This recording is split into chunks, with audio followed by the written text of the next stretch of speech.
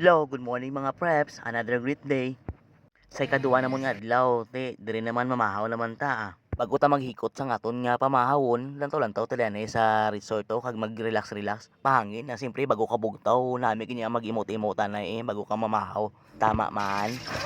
Umpisahan ta di sa itlog ko. Hindi kinokumpleto ang pamahaw ya kung walang isang itlog kay amo ginang gatag pirsa sa aton subong aga. Sabayan dayon sang pure pork nya corn beef. Na guwapo.